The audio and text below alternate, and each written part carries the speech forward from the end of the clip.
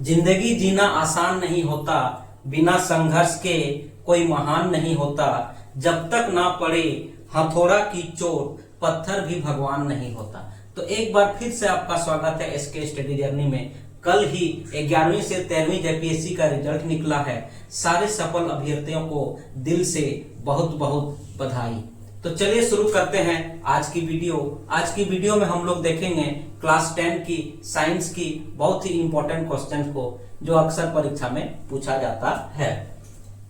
तो यहाँ पे एक क्वेश्चन लिखा हुआ है, आश्रित जल विद्युत का कुचालक होता है लेकिन वर्षा जल चालक, ऐसा क्यों? आश्रित जल यानी कि वह जल जो पूरी तरह से प्योर हो, डिस्टिल वाटर, वो विद्युत का कुचालक होता है लेकिन वर्षा जल चालक होता है, ऐसा क्यों? तो इसका उत्तर हम लोग लिखेंगे, विद्युत का चालन आयन द्वारा होता है जबकि आश्रित जल शुद्ध होता है।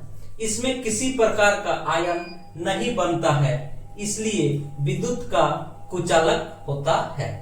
आश्रित जल जो होता है वो पूरी तरह से प्योर होता है, इसमें किसी भी प्रकार की अशुद्धि नहीं होती है, जिसके कारण उसमें कोई भी आयन नहीं बनती है। और हम लोग यहाँ पे पहले से जान रहे हैं कि विद्युत की जो चालकता होती है, विद्युत की चालकता आयन के कारण ही होती है। अगर जल में आयन नहीं बनेगी तो विद्युत की चालकता जल में नहीं होगी।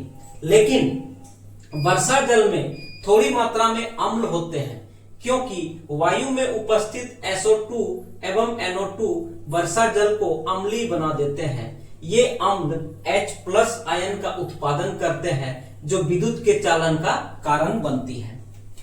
वर्षा जल जो है, जब वर्षा जल बादल से गिरती है तो बादल में तो यह पूरी तरह शुद्ध रहती है, लेकिन बादल से निकलने के बाद वायुमंडल में SO2 और NO2 गैस इसके साथ मिक्सअप हो जाती है, जिसके कारण वर्षा जल जो है थोड़ा सा अम्लीय हो जाती है। और हम लोग जानते हैं कि जो अम्ल है वो H+ आयन को देते हैं, जिसके कारण विद्युत वर्षा जल में अपना कंडक्टिविटी दिखाती है, या कह सकते हैं कि विद्युत जो है वर्षा जल में चालक के रूप में काम करता है। इसी से मिलता जुलता एक क्वेश्चन यहाँ हम लिखे हुए हैं कि जल की अनुपस्थिति में अम्ल अपना अम्लीयता प्रदर्शित नहीं करती, क्यों? तो इस क्वेश्चन का आंसर नहीं लिखा रहे हैं, केवल मौखिक ही आप लोग को बता दे रहे हैं। चूंकि हम लोग जानते हैं कि कोई भी पदार्थ तब तक अम्लीयता नहीं शो करेगी, तब तक अम्लीयता प्रदर्शित नहीं करेगी जब तक वो H+ आयन को नहीं देगी।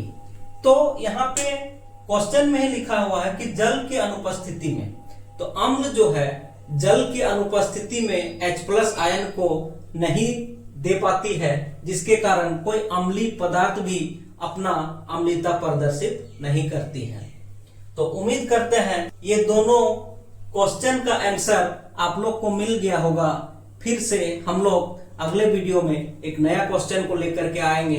तब तक के लिए धन्यवाद।